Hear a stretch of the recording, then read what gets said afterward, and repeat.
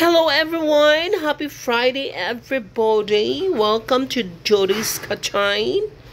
So today, because it's Friday, magluluto po tayo ng munggoy. First is edible oil, bawang.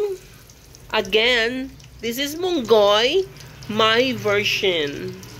Sibuyas, luyoy, tomatoy, at tanglad o lemongrass. Huwag kayo mangialam, ganyan ang lemongrass ko kasi dito sa Manila, bihira ka makakita ng fresh na lemongrass. Dili pareha sa probinsya na manguha na sa mga silingan, mamudchot. Dito iba.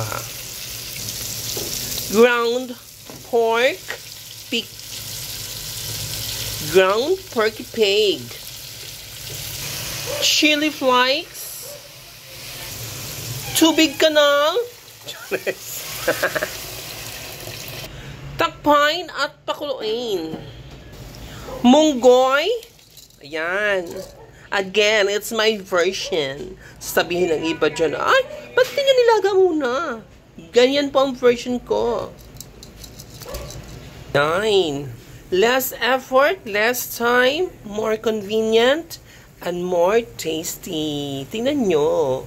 Nidalaga siya. Pinapakuluan ng munggo kasama ng baboy at saka yung mga panakoy. Salt and papay.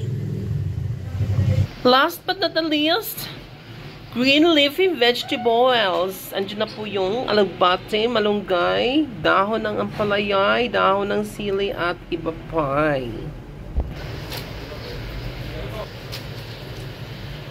Takpain. And we're done. Luto na po ang ating munggo ngayong Biyernes, first Friday of the month. Yan, kain po tayo. Happy eating everyone. Have a nice day and God bless us all.